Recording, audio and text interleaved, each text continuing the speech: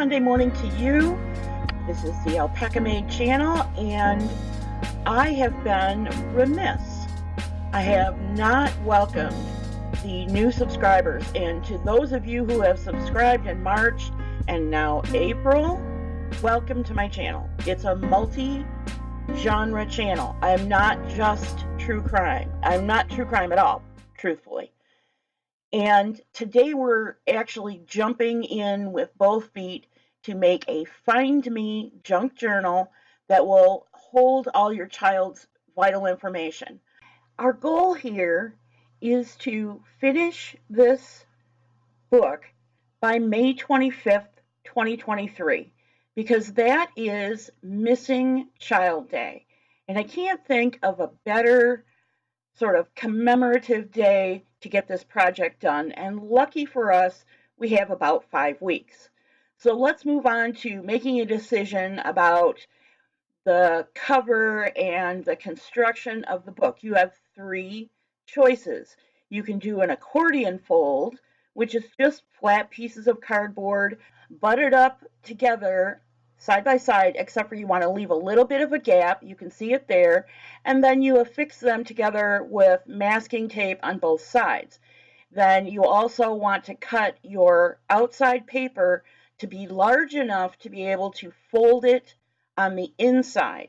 So your outside cover paper has to be larger than your book sections.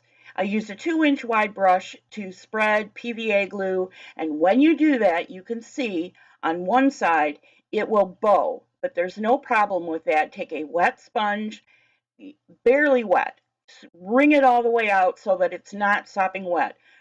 Run that sponge along the unglued side of the cover, and then weight it down with a book, and it will flatten right out, as you can see here.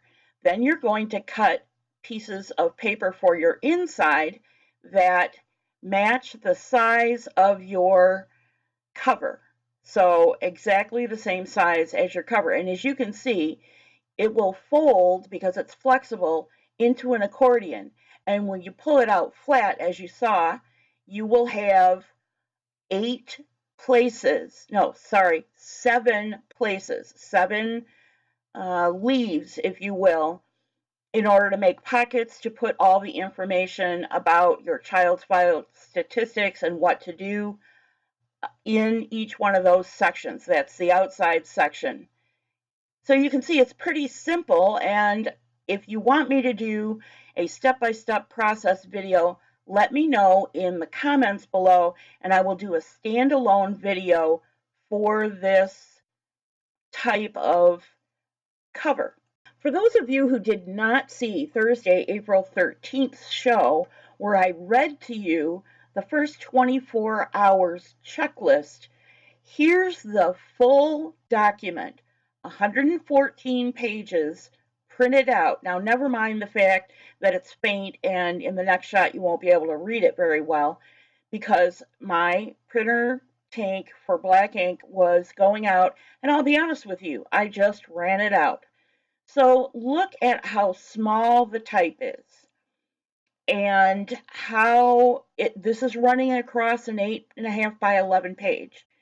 There is probably 10 pages of listed state by state, maybe 5 pages actually, state by state agency references.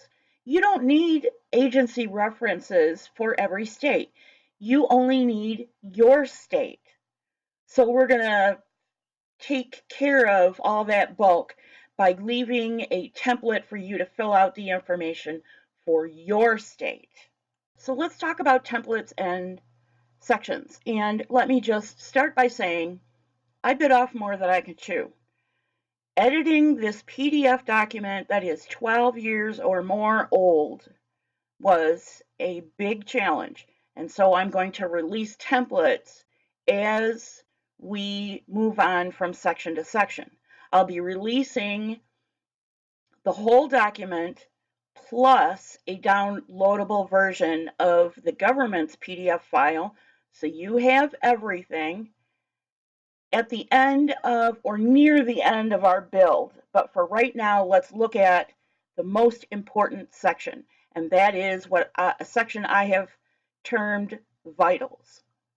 As you can see, I've handwritten up there that this page will actually be constructed as a pocket so that you can slide copies of this left-hand page into the pocket and have them all ready to hand out should you ever need them for any reason, including I've learned that daycare have their own system of recording important information for children in their charge.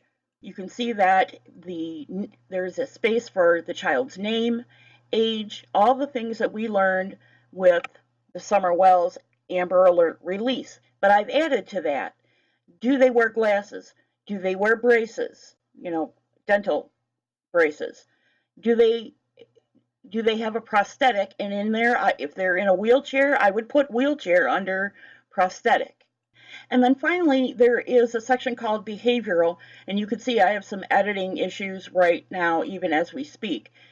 Those two lines on the right page are supposed to be in the section under behavioral on the left page. Nevertheless, the behavioral component is something out of what the 24-hour information checklist says.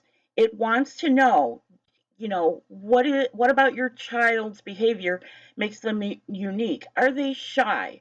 Are they very outgoing? Are they trusting of strangers or not? What other behavioral? Do they have something like Tourette's syndrome? Or do they stutter? Do they have ADHD, for example?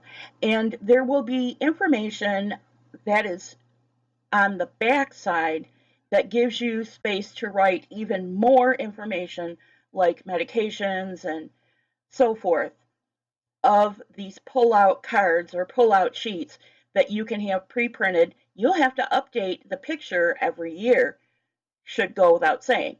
But let's at least get started making this Find Me Junk Journal.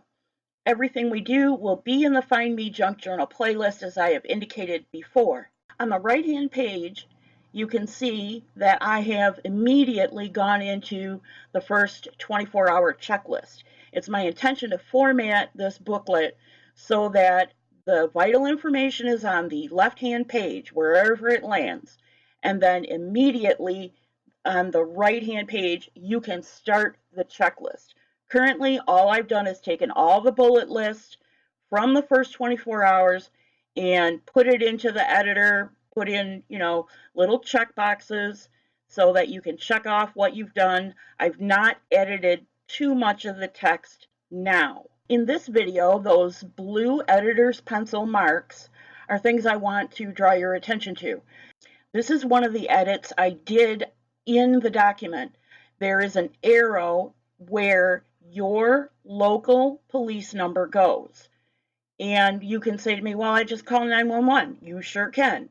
But what if a day or two later you need to call the non-emergency number to update somebody? That's where that number goes. Non-emergency in that first arrow.